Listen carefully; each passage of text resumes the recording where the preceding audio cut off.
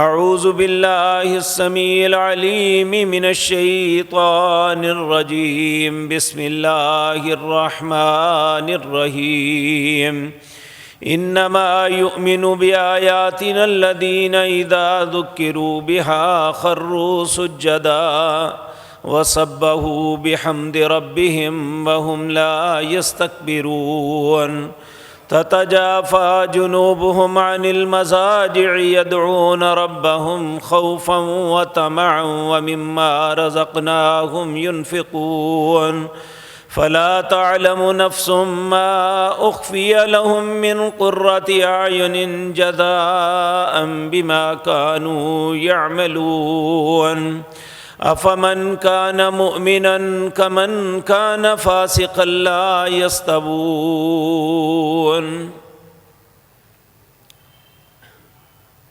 حضرات ذی وقار، ایک وقت انسان پہ ایسا تھا جب یہ دنیا کا باسی نہیں تھا بلکہ جنت اس کے لیے اللہ نے قرار دی تھی۔ میرے اور آپ کے بابا سیدنا آدم اور ہماری ماں حوا کو جب بنایا تو کہا ادخلوا الجنہ، تم دونوں جنت میں داخل ہو جو انتم وازواجکم، تم اور تمہاری بیوی، اور یہاں کی عیش بری زندگی گزارو، ولا تقربا هذه الشجرہ۔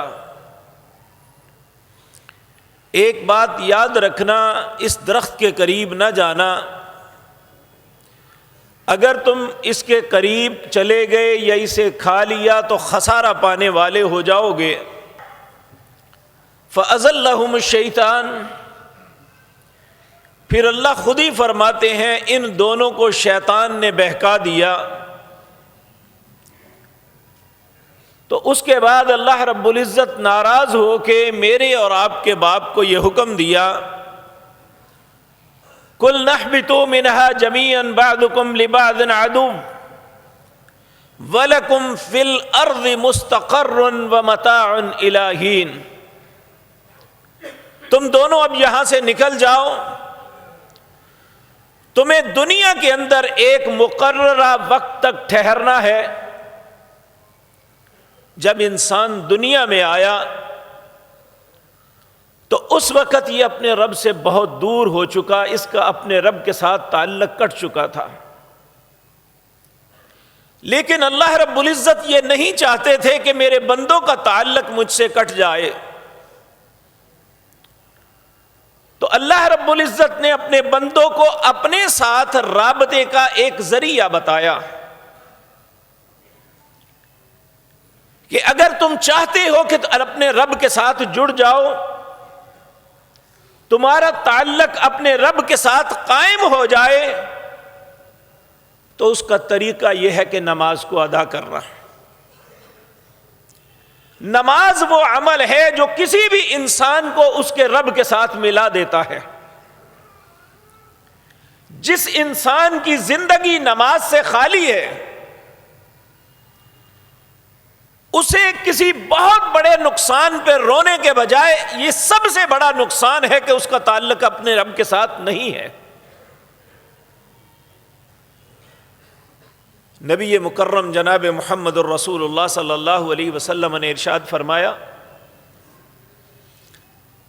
کہ یہ بات میرے رب نے مجھے کہی ہے کہ قسمت الصلاۃ بینی و بین عبدی، یہ نماز جو ہے میں نے اپنے اور بندے کے درمیان تقسیم کی ہوئی ہے۔ مجھے اور آپ کو یہ بات یاد رکھ لینی چاہیے، جس طرح ہم کسی بڑے کے پاس جائیں، اس کے ساتھ میٹنگ ہو تو جانے سے پہلے بھی پھولے نہیں سماتے کہ آج میری فلاں کے ساتھ میٹنگ ہے، آج میں نے اس کے پاس جانا ہے، اس نے مجھے بلایا ہے، حالانکہ وہ دنیا کے اندر کسی چھوٹے سے منصب پہ ہے، لیکن جب دنیا کا سب سے بڑا منصب دار اللہ ہمیں بلاتا ہے، انوائٹ کرتا ہے، حی علی الصلاح حی علی الفلاح، اس کی دعوتیں عام ہے. نہ وہ غریب دیکھتا ہے نہ امیر، نہ خوبصورت نہ بدصورت، نہ چھوٹا نہ بڑا، سب کے لیے دعوت ہے. حی علی الصلاۃ، نماز کے لیے آ جاؤ. حی علی الفلاح، تمہاری کامیابی اس میں ہے، میرے ساتھ ملاقات کے لیے آ جاؤ. نبی کریم صلی اللہ علیہ وسلم نے فرمایا جس کے کان میں یہ آواز پڑی، اس نے اس دعوت کو قبول نہیں کیا، پھر اللہ نفرت سے اس بندے کے لیے کہتے ہیں نہ تمہیں فلاح ملے گی، نہ تمہیں کہیں سے خیر ملے گی، نہ تم سے کسی کو خیر ملے گی. اللہ کی نظر میں کسی بھی معاشرے کا بدترین انسان وہ ہے جس کا تعلق اپنے رب کے ساتھ نہیں ہے. اور پھر اللہ نے اپنے ساتھ تعلق بنانے کے لیے ایسا پروسیس ہمیں عطا کر دیا. یہ بات یاد رکھیں، پہلی قوموں کو بھی یہ دیا، لیکن چونکہ ہم امت محمد الرسول اللہ سے تعلق رکھتے ہیں صلی اللہ علیہ وسلم، اس لیے ہم اپنی بات کرتے ہیں کہ ہم کیا ہے، ہمیں کیا ملا. اللہ نے جتنے بھی احکامات دیے تھے نا، وہی کر کے دنیا میں دیے، لیکن اپنے تعلق کا طریقہ جسے نماز کہتے ہیں، جب یہ تحفہ دیا تھا تو اللہ نے سدرۃ المنتہا پہ بلا کے دیا تھا، جس سے آگے کسی کے جانے کی جا نہیں ہے. اللہ نے وہاں بلا کے کہا تھا یہ تحفہ مجھ سے لے جاؤ. اور یہ وہ تحفہ ہے جس کی وجہ سے انسان کا ملأ الاعلی، عرش معلی پہ اللہ رب العزت کے ساتھ تعلق بن جاتا ہے. نبی مکرم صلی اللہ علیہ وسلم نے فرمایا کہ میرے مالک نے مجھے یہ بات بتلائی، قسمت الصلاۃ بینی و بین عبدی، یہ نماز تقسیم ہے بیسیکلی میرے اور بندے کے درمیان. اذا قال العبد الحمد للہ رب العالمین، جب میرا بندہ یہ کہتا ہے نا، تمام ہاتھ باندھ کے کھڑا ہے، بڑے احترام کے ساتھ سر جھکایا ہوا ہے اور احساس ندامت ہے، کہتا ہے تمام تعریفیں اللہ کے لیے ہے جو دونوں جہانوں کا رب ہے. اللہ فوراً جواب دیتے حمیدنی عبدی، میرے بندے نے میری تعریف کی ہے. پھر بندہ کہتا ہے الرحمن الرحیم، اے اللہ تو رحمان اور رحیم ہے. فقال اللہ عز وجل اثنى علی عبدی، پھر اللہ جواب میں کہتے ہیں میرے بندے نے میری ثنا بیان کی ہے. پھر بندہ اللہ کی عزت و عظمت کا اظہار کرتے ہوئے کہتا ہے مالک یوم الدین، اے اللہ تو قیامت کے دن کا مالک ہے. اللہ فرماتے ہیں مجدنی عبدی، میرے بندے نے میری بزرگی کا اظہار کیا ہے. پھر بندہ دو باتوں کا یقین دلاتا ہے، ایاک نعبد و ایاک نستعین، اے اللہ میں صرف تیری عبادت کرتا ہوں، مدد بھی صرف تجھ سے چاہتا ہوں، تیرے علاوہ کسی کی عبادت نہیں کرتا، مدد بھی تیرے علاوہ کسی سے نہیں مانگتا. تو فقال اللہ عز وجل، اللہ جو سب سے عزت والے ہیں وہ کیا کہتے ہیں، ھذا بینی و بین عبدی نصفین، یہ میرے اور بندے کے درمیان آدھی آدھی بات تھی. پھر اللہ خود بندے سے کہتے ہیں مانگ، کیا مانگتا ہے، کیا چاہتا ہے میں تمہیں عطا کروں. تو بندہ دنیا کی سب سے قیمتی چیز مانگتا ہے، اہدنا الصراط المستقیم، اے اللہ مجھے سیدھے رستے پہ چلا دے. پیسہ جو وہ میرے مقدر میں، اولاد وہ میرے مقدر میں مل گئی یا مل جائے گی، لیکن یہ ایک ایسی چیز ہے جس کو مل گئی وہ جنت تک پہنچ جائے گا انشاءاللہ. اہدنا الصراط المستقیم. پھر بڑی معصومیت سے کہتا ہے تجھے پتا ہے مجھے کون سا رستہ چاہیے، صراط الذین انعمت علیہم، اے اللہ مجھے وہ رستہ چاہیے جس پہ چل کے لوگ آئے تو نے انہیں انعامات سے نوازا. غیر المغضوب علیہم ولا الضالین، مجھے وہ رستہ نہیں چاہیے جس پہ چل کے لوگ آئے تو نے کہا چلو تم گمراہ ہو، میرے غضب کا شکار ہو جاؤ، اللہ مجھے وہ رستہ نہیں چاہیے۔ تو میرے عزیز بھائیو، اللہ کا یہ پیار ہے ہمارے ساتھ۔ بعض اوقات ہم اکتا جاتے ہیں، جی سارا دن نمازیں ہی پڑھتے رہے۔ آپ دیکھیں یہ اللہ کا پیار ہے۔ ہم رات کی آرام سے سونے کے بعد صبح آنکھ کھلتی ہے تو سب سے پہلے اللہ کہتے ہیں میرے ساتھ ملاقات کے لیے فجر میں آ جاؤ۔ ہم اس کی ملاقات کے لیے جائیں، اس کے سامنے قیام، رکوع اور سجدہ کریں، تو اسی وقت اللہ اعلان فرما دیتے ہیں اب میری ذمہ داری ہے، میں تیری حفاظت کروں گا۔ تو اگر خدا نخواستہ ہم نہیں جاتے،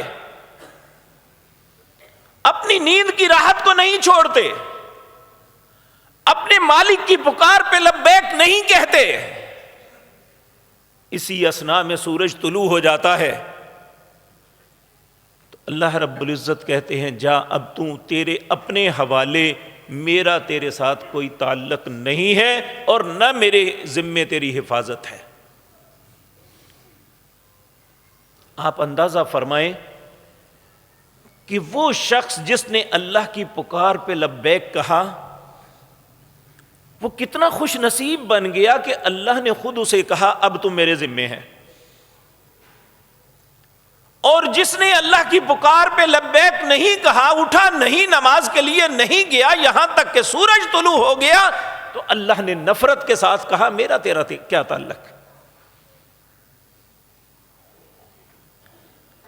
تو یہ بات مجھے اور آپ کو یاد رکھ لینی چاہیے، یہ بیگار نہیں ہے جو ہم دے رہے ہیں۔ اپنی بات کو آگے بڑھانے سے پہلے یہ عرض کر دوں، یہ بات نبی مکرم صلی اللہ علیہ وسلم نے ہمیں بتلائی ہے۔ آپ نے فرمایا اللہ نے ہر انسان کے لیے ایک جہنم میں مقام بنایا ہوا ہے، ایک جنت میں مقام بنایا ہوا ہے۔ انسان اپنے اعمال کے ذریعے ان دونوں میں سے ایک کو اپنے نام الاٹ کروا سکتا ہے۔ یہ ممکن نہیں کہ دونوں ملیں کسی کو، اور یہ بھی ممکن نہیں دونوں نہ ملیں، دونوں میں ایک ضرور کروانا پڑے گا۔ اگر ہم اللہ کے حکم کے مطابق زندگی بسر کریں گے تو جہنم والا پلاٹ کینسل ہو جائے گا اور جنت کا مل جائے گا۔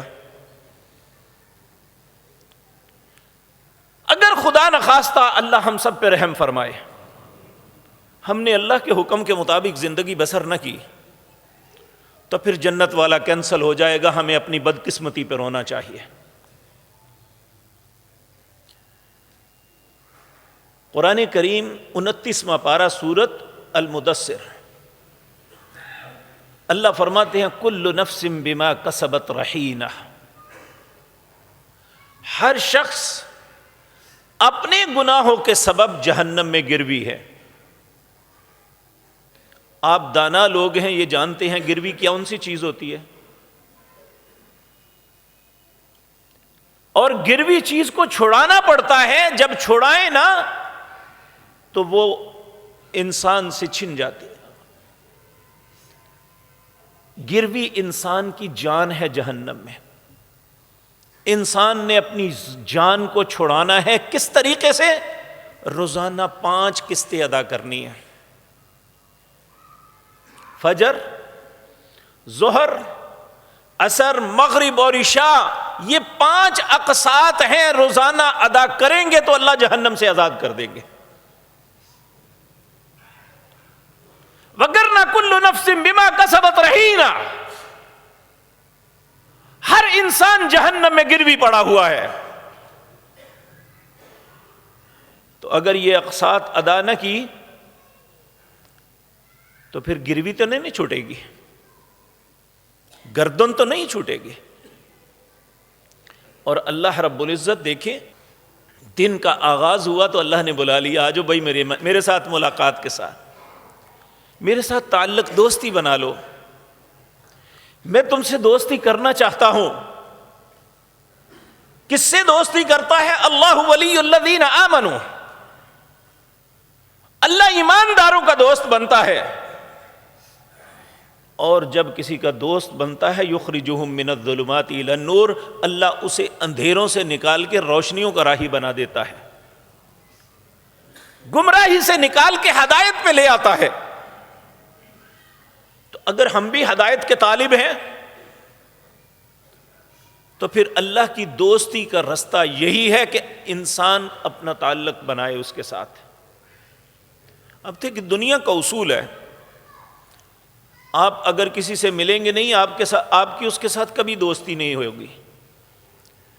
دوست بنانے کے لیے اس کی خواہش کو بھی مد نظر رکھنا پڑتا ہے اور اس سے ملنا بھی پڑتا ہے.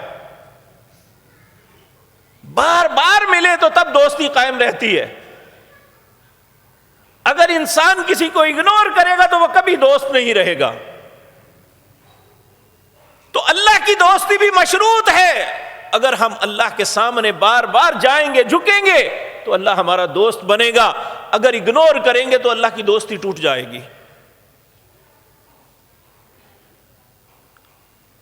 اب دیکھیں فجر کے بعد، یہ ابھی میں فرائض کی بات عرض کر رہا ہوں، انشاءاللہ نوافل کی بات بعد میں ہوگی. اب دن چڑھا، سورج نصف النہار پہ آ کے آگے ڈھل گیا تو اللہ نے پھر حکم دیا اقم الصلاۃ لدلوک الشمس الی غسق اللیل. جب سورج نصف النہار سے ڈل کے اگلی طرف آ جائے تو یہ ایک نئے دن کی شروعات ہوتی ہے. پہلا سورج ڈھل گیا، اب یہ رات کی طرف چل پڑا تو کہا پھر میرے پاس آ جاؤ. یہ ظہر کا وقت ہو گیا. آج 11:45 پہ سورج ڈھل گیا، اس سے 10 منٹ بعد نماز کا وقت شروع ہے. تو کہا اقم الصلاۃ لدلوک الشمس الی غسق اللیل. جب یہ نصف النہار سے ڈل جائے تو پھر میرے پاس آ جاؤ. پھر اس کے بعد کاروباری زندگی میں، مزدوری میں عصر کا وقت پیک پا ہوتا ہے، بازار اپنے جوبن پہ ہوتے ہیں، انسان اپنے کام میں محو ہوتا ہے تو کہا مجھے بلانا نہ، میرے پاس آ جاؤ. حافظوا علی الصلوات والصلاۃ الوسطی. یہ درمیانی نماز ہے، اس کی حفاظت کرنا. تو کہا رجال لا تلہیہم تجارۃ ولا بیع عن ذکر اللہ واقام الصلاۃ وایتاء الزکاۃ. مجھے بندوں میں وہ بندہ اچھا لگتا ہے جس کا کاروبار، خرید و فروخت، اس کے لین دین، معاملات اسے اللہ کے ذکر سے غافل نہ کر دے، اسے نماز سے غافل نہ کر دے.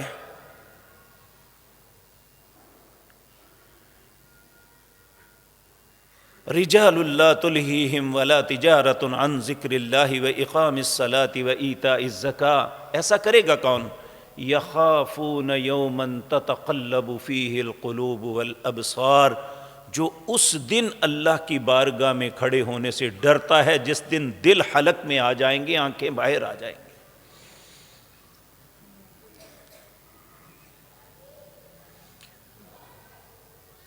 پھر جب دن غروب ہوا،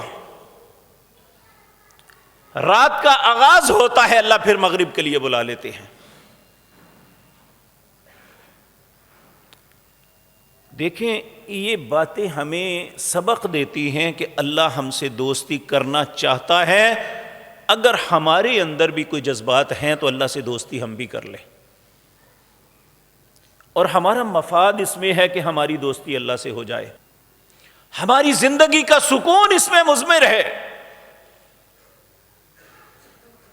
تو جب انسان اللہ کے ساتھ دشمنی کر لیتا ہے نا تو اللہ اس سے سکون چھین لیتا ہے. آج بے سکونی کی بہت بڑے اسباب یہ ہیں کہ اللہ ہم پہ ناراض ہیں بعض معاملات میں. اللہ ہم سب کو سمجھ نصیب فرمائے. ادھر انسان کا سونے کا وقت ہوا تو اللہ نے کہا سونے سے پہلے ایک مرتبہ پھر مجھ سے ملاقات کر لو، پھر سو جانا. شاید تیری زندگی کا آخری سونا نہ ہو جائے، اس لیے اپنے مالک سے کے ساتھ ملاقات کر لے۔ تو یہ فجر، ظہر، عصر، مغرب، عشاء، یہ وہ چیزیں ہیں جس کے متعلق اللہ رب العزت نے فرمایا کہ اس میں کوئی شک نہیں، انسان سے خطائیں ہو جاتی ہیں، لیکن اپنی زندگی کی ترتیب جو بنا لیتا ہے نا، اقم الصلاۃ طرفی النہار وزلفا من اللیل ان الحسنات یذہبن السیئات ذالک ذکریٰ للذاکرین، جو دن کے اطراف میں نمازیں پڑھتے ہیں، فجر آئی تب بھی پڑھی، ظہر آئی تب بھی پڑھی، عصر آئی تب بھی پڑھی، مغرب آئی تب بھی اسے ادا کیا، عشاء آئی تو اسے بھی ادا کیا۔ اقیم الصلاۃ طرفی النہار وزلفا من اللیل، جن کے دن کے اطراف میں بھی نماز پڑھی اور رات کو بھی پڑھی۔ کیا فائدہ ہوگا اس کا؟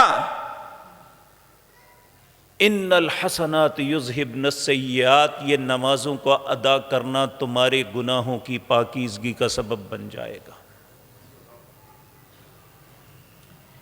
یہ بیسیکلی نمازیں ریموور ہیں۔ ہم سب کوئی تھوڑا یا زیادہ اسکول، کالج، یونیورسٹی سے گزر کے آیا ہے، ہم لکھتے ہیں، بعض لفظ غلط لکھے جاتے ہیں، انہیں ریموو کرنے کے لیے اگر کچی پینسل سے لکھیں تو ربڑ ہوتا ہے، اگر پین سے لکھیں تو فلوڈ ہوتا ہے، کہ اس لفظ کو مٹا دو جو غلط ہے۔ تو ہماری زندگی کی خطائیں جو ہم سے دانستہ یا نادانستہ ہو جاتی ہیں، مالک فرماتا ہے میری بات مان لو، اقم الصلاۃ طرفی النہار وزلفا من اللیل ان الحسنات یذہبن السیئات، اگر دن کے اطراف میں نمازوں کو ادا کر لو گے میں تمہارے گناہوں کو مٹا دوں گا۔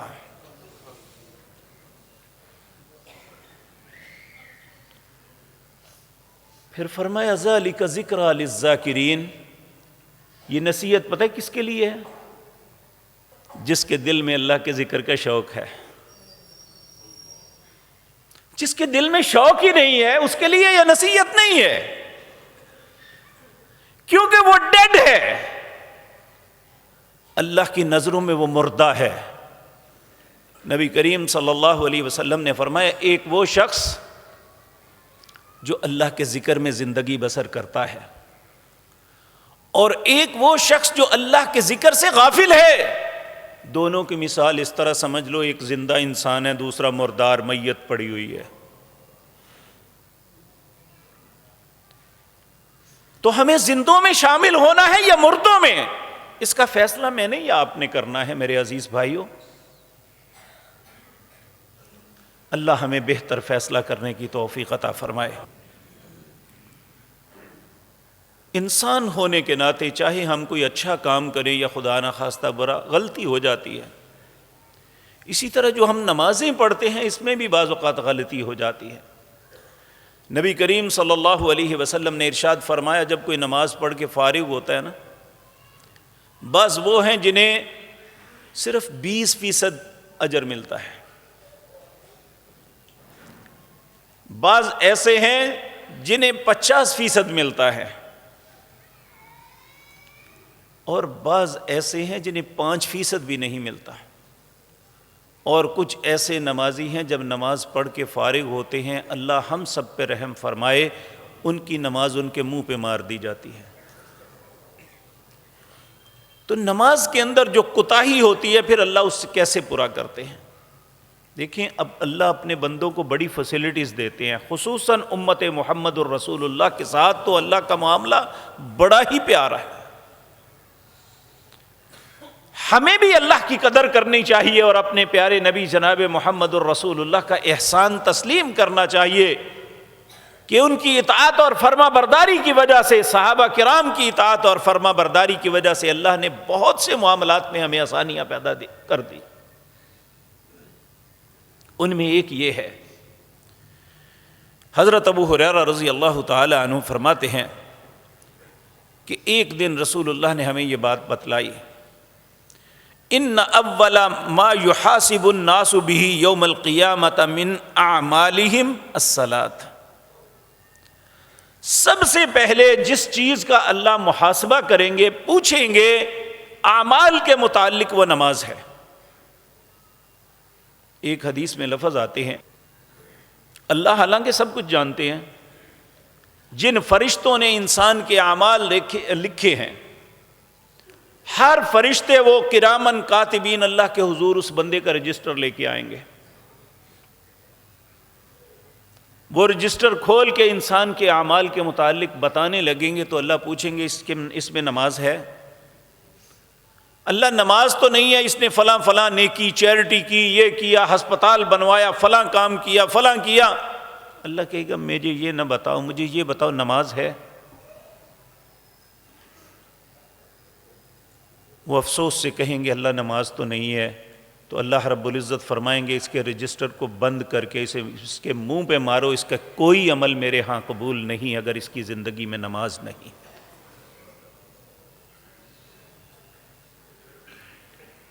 اس لیے یہ بہت حساس مسئلہ ہے میرے پیارے بھائیوں، اور بدقسمتی سے آج مسلمان اس معاملے میں بہت کوتاہی کا شکار ہیں۔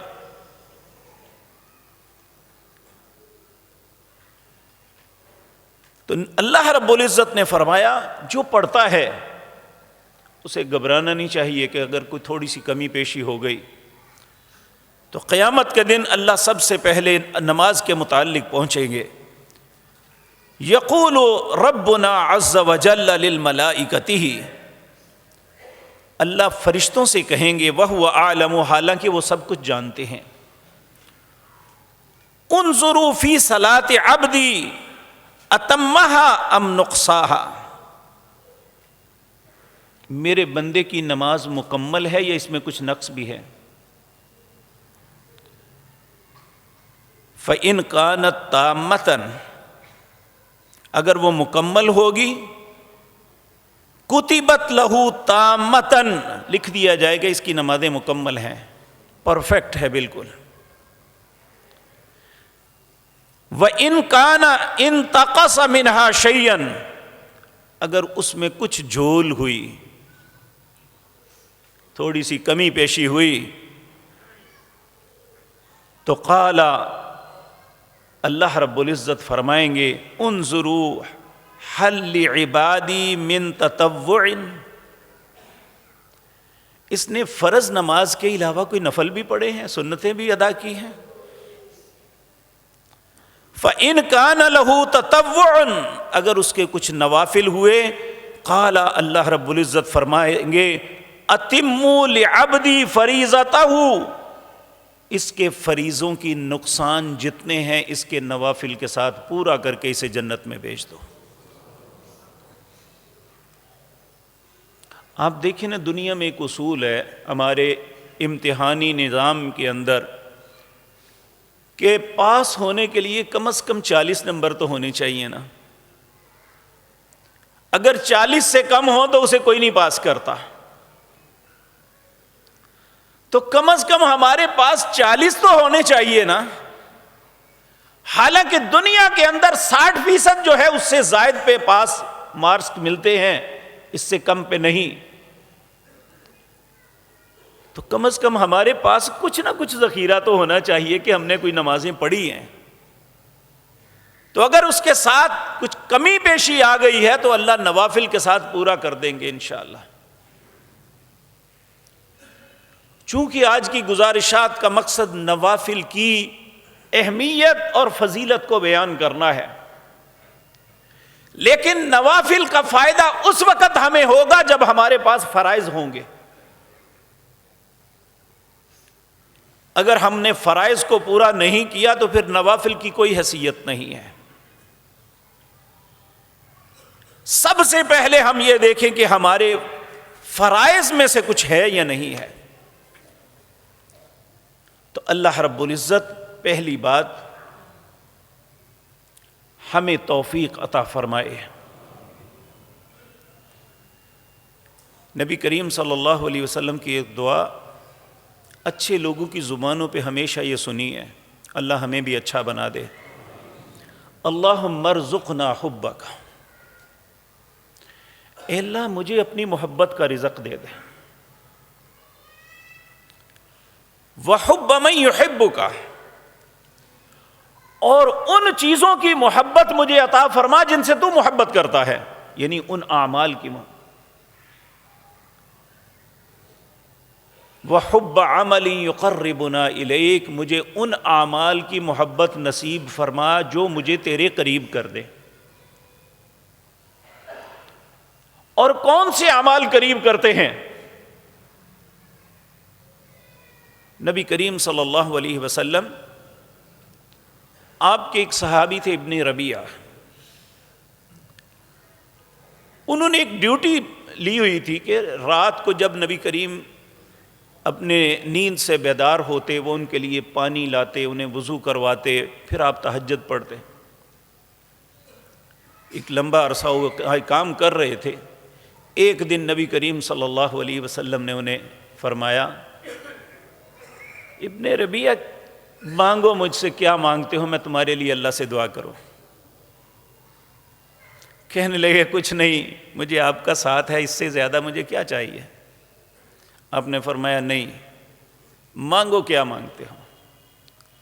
اب دیکھیں، ہم میں بھی ہر انسان کی ایک اپنی سوچ ہے، اس انسان کی کیا سوچ تھی؟ جب آپ نے 2-3 مرتبہ یہ بات ارشاد فرمائی تو کہنے لگے، یا رسول اللہ اگر آپ میرے لیے کچھ کرنا چاہتے ہیں یا میرے لیے دعا کرنا چاہتے ہیں تو پھر یہ کریں۔ جس طرح آج مجھے آپ کی رفاقت نصیب ہے، جنت میں بھی میں آپ کے ساتھ جاؤں۔ آپ نے فرمایا کوئی اور خواہش؟ کہا نہیں، مجھے کوئی خواہش نہیں ہے، میں یہ چاہتا ہوں کہ جب آپ جنت میں تشریف لے جائیں میں آپ کے ساتھ جاؤں۔ تو آپ نے کہا میں تیرے لیے دعا کرتا ہوں، لیکن ایک معاملے میں تم میری مدد کرنی ہے۔ وہ کہنے لگا یا رسول اللہ مجھے فرمائیے کس معاملے میں آپ کی مدد؟ آپ نے فرمایا کثرت سجود، زیادہ نفل پڑھا کرو، یہ زیادہ نفل پڑھنا، سجدے کرنا تمہیں اللہ کے قریب کر دے گا، اور جب اللہ کے قریب ہو گئے تو اللہ تمہاری یہ خواہش بھی پوری کر دے گا۔ لیکن میں پھر عرض کر دوں، ان معاملات کا فائدہ اس وقت ہوگا جب ہم فرائض کی ادائیگی کے ساتھ یہ کریں گے۔ تو میرے عزیز بھائیو، فرائض کے بعد اللہ کو سب سے زیادہ محبوب جو نماز ہے وہ تہجد کی نماز ہے۔ اس کی فضیلت کے متعلق اتنی آیات اور احادیث آتی ہیں۔ سب سے پہلے تو وہ آیت اپنے ذہن میں رکھیں، اللہ نے فرمایا وَمِنَ اللَّيْلِ فَتَحَجَّتْ بِهِ نَافِلَةً لَكَ۔ رات کی نماز جو تہجد ہے ہم نے تمہارے لیے بنایا تو نفل ہے، فرض نہیں ہے۔ عَسَىٰ أَن يَبْعَثَكَ رَبُّكَ مَقَامًا مَحْمُودًا، جو انسان جس کے نصیب میں یہ نماز ہو جائے، قیامت کے دن اللہ اسے مقام محمود عطا کریں گے۔ یوں تو ساری جنت قابل تعریف ہے، محمود کہتے ہیں جس کی بہت زیادہ ہر بندہ تعریف کرے۔ مقام محمود وہ ہے کہ جنت میں سب سے اعلیٰ مقام ہوگا جس کی ہر بندہ تعریف کرے گا۔ جنت کے اندر بھی یہ سب سے خوبصورت ہے۔ جس جنت کے اندر جس کی اتنی بڑی نعمت ہے کہ نبی کریم نے فرمایا جس کو صرف ایک لاٹھی رکھنے کے برابر جگہ مل جائے نا، دنیا وما فیہا کے خزانے ایک جگہ رکھ دو، وہ لاٹھی رکھنے کی جگہ جنت کی دنیا وما فیہا سے زیادہ قیمتی ہے۔ تو اس نماز کی ادائیگی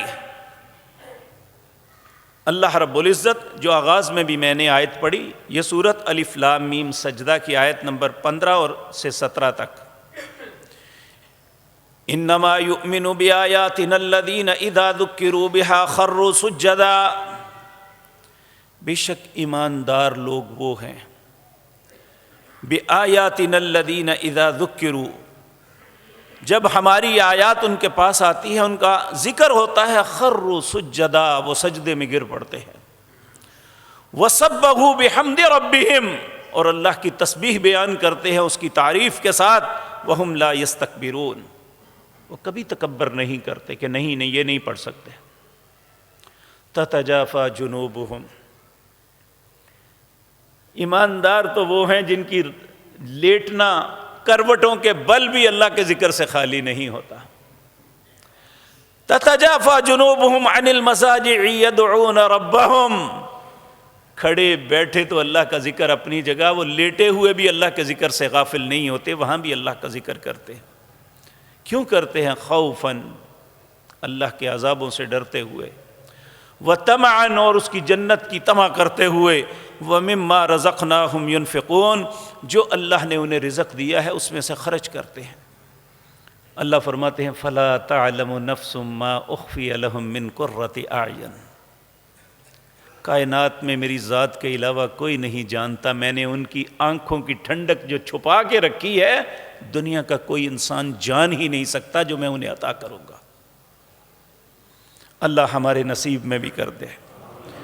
جزاء بما كانوا يعملون، یہ بدلہ ہے جو وہ عمل کیا کرتے تھے۔ اسی طرح اللہ کو بہت پیارے اور محبوب بندے وہ لگتے ہیں، كانوا قليلا من اللیل، ساری رات خراٹے مارتے ہوئے نہیں، رات کو کم سوتے ہیں۔ وبالاسحار هم يستغفرون، جب سحری کا وقت ہوتا ہے تو اللہ سے استغفار کرتے ہیں۔ سحری وہ وقت ہے جب اللہ کو قرآن پڑھنا بھی، ان قرآن الفجر کان مشہودا، اللہ کو بہت پسند ہے۔ ویسے تو جو بھی انسان جس وقت بھی قرآن پڑھے اللہ کو بہت محبوب ہے، لیکن سحری کے وقت، فجر کے وقت کا قرآن اللہ کو بہت محبوب ہے۔ اسی طرح وبالاسحار هم یستغفرون، استغفار کسی بھی وقت انسان کرے اللہ کو بہت پسندیدہ ہے، لیکن سحری کے وقت کا استغفار اللہ کو سب سے زیادہ محبوب ہے۔ اللہ ہمارے نصیب میں کر دے۔ اسی طرح اللہ رب العزت سورۃ فرقان میں فرماتے ہیں اپنے بندوں کی صفات میں، والذین یبیتون لربہم سجدا وقیاما، عباد الرحمن وہ ہیں جن کی راتیں بھی سجدے اور قیام کے اندر گزرتی ہیں، ان کی راتیں خالی نہیں ہوتی۔ عربی ادب کی ایک کتاب میں ایک واقعہ لکھا ہوا ہے کہ ایک بادشاہ تھا، اللہ نے اسے بڑی عیش و عشرت دی ہوئی تھی۔ ایک دن سردیوں کی ٹھٹھرتی ہوئی رات تھی، وہ اپنے محل کی چھت پہ چڑھا، اس نے دیکھا اس کے ساتھ محل کے پچھواڑے کے اندر ایک جھونپڑی بنی ہوئی ہے جو پھٹی پرانی بوسیدہ سی ہے۔ وہ اپنی زندگی کے ساتھی ملکہ سے کہنے لگا، یہ شخص کیسے زندگی گزارتا ہوگا؟ اتنی ٹھٹھرتی ہوئی رات ہمارے لیے، یعنی اتنے مخملی بستروں کے اوپر نیند نہیں ہے، اور یہ کیسے رات گزارتا ہوگا؟ صبح ہوئی تو اس نے اپنے دربار میں اس بزرگ کو، اس بابا جی کو طلب کیا، جو پھٹے پرانے کپڑوں میں ملبوس تھے، آئے۔ بادشاہ نے اسے کہا، بابا جی میں نے ایک بات پوچھنے کے لیے آپ کو بلایا ہے۔ اس نے کہا کیا پوچھنا ہے مجھ سے؟ کہنے لگے انتہائی سرد اور خشک سردی کی رات تھی، کیسی بسر ہوئی تمہاری؟ انہوں نے کہا بادشاہ کچھ تیرے جیسی اور کچھ تجھ سے بھی اچھی۔ اس کو بڑا تعجب ہوا کہ کہتا ہے ایک کچھ میرے جیسی اور کچھ مجھ سے اچھی۔ کہنے لگا تیری بات کی سمجھ نہیں آئی، میرے جیسی کیسے اور مجھ سے اچھی کیسی؟ کہا بادشاہ تیرے جیسی اس طرح کہ تو مخملی بستروں پہ تو بھی سو گیا، میں زمین کے اوپر سو گیا، نہ سوئے تجھے پتا ہے تو کہاں ہے، نہ مجھے پتا تھا میں کہاں ہوں۔ تجھ سے اچھی یہ کہ تو سویا رہا، میں اللہ کی بارگاہ میں کھڑا ہو گیا، میری وہ تجھ سے اچھی ہے۔ اور یہ حقیقت ہے کہ جو شب بیدار لوگ ہیں وہ ہم سے بہت بہتر ہیں، وہ ہم سے بہت خوش نصیب ہیں۔ یہ وہ لوگ ہیں جن کے لیے اللہ عرش معلیٰ سے آسمان دنیا پہ آ کے کہتا ہے مانگو مجھ سے کیا چاہتے ہو میں تمہیں عطا کروں۔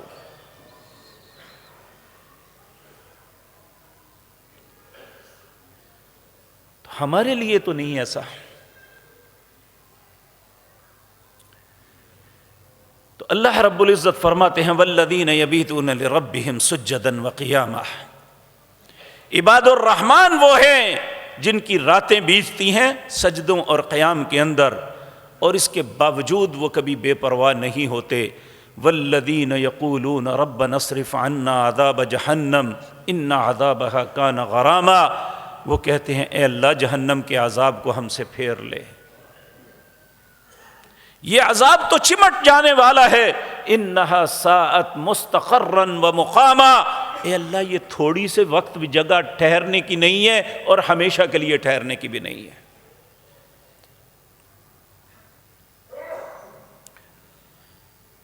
تو میرے بھائیو، اللہ اس کو صاحب علم سمجھتا ہے چاہے اس نے اسکول میں ایک کلاس بھی نہیں پڑھی۔ امن هو قانت آناء اللیل ساجدا وقائما یحذر الآخرہ ویرجو رحمت ربی، کتنے ہی بہتر ہے، کتنے ہی فرما بردار ہیں جو رات کی گھڑیوں میں سجدہ کرتے ہیں، قیام کرتے ہیں، عبادت کرنے والے ہیں، آخرت سے ڈرتے ہوئے، رب کی رحمت کی امید رکھتے ہوئے۔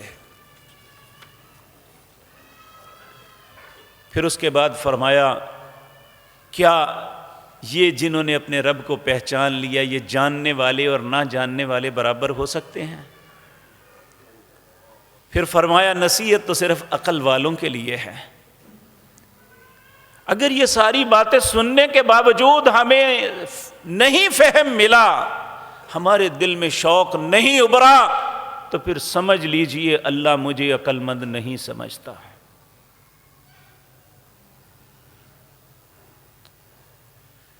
اللہ اکبر۔ حسد کرنا قطعاً گناہ ہے، لیکن دو بندوں پہ کر سکتے ہیں، پھر وہاں حسد نہیں اسے رشک کہا گیا ہے۔ نبی کریم صلی اللہ علیہ وسلم نے فرمایا لا حسد الا علی اثنتین، دو بندوں پہ رشک کیا جا سکتا ہے۔ رجل، ایک وہ بندہ آتاہ اللہ الکتاب وقام بہ آناء اللیل، ایک بندہ وہ جسے اللہ نے قرآن کا فہم دیا اور رات کو قیام کرتے ہوئے قرآن کی تلاوت کرتا ہے۔ اور شوق دیکھیے، حضرت عائشہ کے ایک غلام تھے ذکوان، آ کے کہنے لگے اماں جان مجھے قرآن یاد نہیں ہے، لیکن میں کیا کروں، میں تہجد میں کیسے قرآن زیادہ پڑھوں، کیا میں قرآن کو ہاتھ میں پکڑ کے پڑھ سکتا ہوں؟ سید عائشہ نے کہا ہاں پڑھ سکتے ہو۔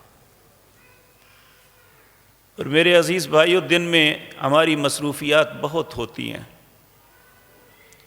یقین مانیے اگر رات کو قرآن کا کچھ حصہ کھڑے ہو کے آپ بے شک قرآن ہاتھ میں پکڑ کے ان 2 رکعتوں میں پڑھ لیا کریں نا، 8 پڑھیں تو سونے پہ سہاگا ہے۔ تو جو صرف 2 پڑھ لے، نبی کریم صلی اللہ علیہ وسلم نے فرمایا والذاکرین اللہ کثیرا والذاکرات، اللہ کثرت کے ساتھ ذکر کرنے والے مردوں اور عورتوں میں شامل کر لیتے ہیں۔ اللہ ہم پہ بہت رحم کرنے والے ہیں، اللہ بہت کریم ہیں، اللہ ہم پہ کرم کرنے والے ہیں، لیکن ہمیں اللہ کی رحم اور کرم کا مستحق تو بننا چاہیے نا۔ تو نبی کریم صلی اللہ علیہ وسلم نے فرمایا دوسرا وہ شخص ورجلا اعطاہ اللہ مالا، وہ شخص جسے اللہ نے مال دیا، فہو یتصدق به آناء اللیل والنہار، وہ صبح شام اللہ کے راستے میں خرچ کرتا ہے، غریب لوگوں کی داد رسی کرتا ہے۔ یہ 2 لوگ ایسے ہیں جن پر رشک کر سکتے ہو، اللہ ہمیں بھی مال دے، اللہ ہمیں بھی ہمت دے تو ہم بھی اسی کی طرح رات کو اٹھ کے تہجد کی نماز پڑھا کریں۔ میرے عزیز بھائیو، آج ہم برائی کے لیے تو سبقت بھاگ کے کرتے ہیں، لیکن اللہ کو وہ لوگ پسند ہے والسابقون السابقون اولئک المقربون فی جنات النعیم ثلۃ من الاولین وقلیل من الآخرین۔ اللہ کو محبوب وہ ہیں جو نیکی میں سبقت کرتے ہیں، نیکی میں دوسرے سے بڑھنے کی کوشش کرتے ہیں۔ آپ نے زندگی میں کئی مرتبہ یہ واقعہ سنا ہوگا، سیدنا عمر کو بڑا قلق تھا کہ سیدنا ابو بکر ہمیشہ نیکی میں بڑھ جاتے ہیں۔ ایک وقت رسول اللہ صلی اللہ علیہ وسلم نے تبوک کی جنگ کے لیے مال طلب کیا۔ حضرت عمر کہتے ہیں اس وقت میرے پاس اتنا مال تھا زندگی میں کبھی نہیں ہوا، میں نے کہا آج میں حضرت ابو بکر کو نہیں بڑھنے دوں گا۔ اپنا آدھا مال لیا، مسجد نبوی میں ڈھیر لگ گیا، جا کے دیا۔ نبی کریم صلی اللہ علیہ وسلم کی عادت مبارک تھی اور اللہ کا حکم بھی تھا، خذ من اموالہم صدقۃ تطہرہم وتزکیہم وصلی علیہم ان صلاتک سکن لہم۔ جب آپ ان سے مال لیں تو ان کے لیے دعا کریں، آپ کی دعا ان کے لیے باعث سکینت ہے۔ تو نبی کریم نے حضرت عمر سے پوچھا، عمر کیا لے کے آئے ہو؟ تو بڑی خوشی سے کہنے لگے، اے اللہ کے پیارے حبیب، آدھا مال گھر چھوڑ آیا ہوں، آدھا آپ کے پاس لے آیا ہوں۔ تھوڑی دیر گزری تو سیدنا ابو بکر ایک کپڑے کی چادر میں کچھ سامان جو ہے پکڑ کے لائے ہیں، کندھے پہ رکھا ہوا ہے، لے کے آئے، آپ کے سامنے ڈھیر کر دی۔ نبی کریم نے ان سے بھی پوچھا، ابو بکر کیا لے کے آئے ہو؟ تو حضرت ابو بکر نے جواب جو دیا، کس کے نصیب میں ہو سکتی ہے یہ بات؟ کہنے لگے، اللہ اور اس کے رسول کی محبت گھر چھوڑ آیا ہوں، باقی سب کچھ لے آیا ہوں۔ نبی کریم نے زور سے کہا، اللہ اکبر، اللہ اکبر۔ آج درم دینار سے بڑھ گیا، درم چاندی کا سکہ، دینار سونے کا سکہ، آج درم دینار سے بڑھ گیا۔ اس شخص کے پاس جو کچھ تھا یہ لے آیا، اور ان کے پاس جو تھا وہ آدھا لے کے آئے۔ آج بھی ابو بکر بڑھ گئے۔ کہا والسابقون السابقون، جو نیکی میں سبقت کرتے ہیں، اولئک المقربون، قیامت کے دن اللہ کے قریب یہی لوگ ہوں گے۔ اللہ ہمیں بھی ایسا بنا دے۔ فی جنات النعیم، یہ نعمتوں والی جنتوں میں ہوں گے۔ ثلۃ من الاولین، ایک تہائی رسول اللہ کے ساتھی ہوں گے۔ وقلیل من الآخرین، بعد کے لوگوں میں بہت تھوڑے ہوں گے۔ اللہ ان تھوڑوں میں ہمیں بھی بنا دے۔ تو میرے عزیز بھائیو، اس کے علاوہ کچھ ایسے نوافل ہیں جو ہم دن رات پڑھ سکتے ہیں۔ اللہ نے مجھے زندگی اور توفیق دی تو ان نوافل کی بابت آئندہ مجلس میں عرض کروں گا۔ اقول قولی ھذا واستغفر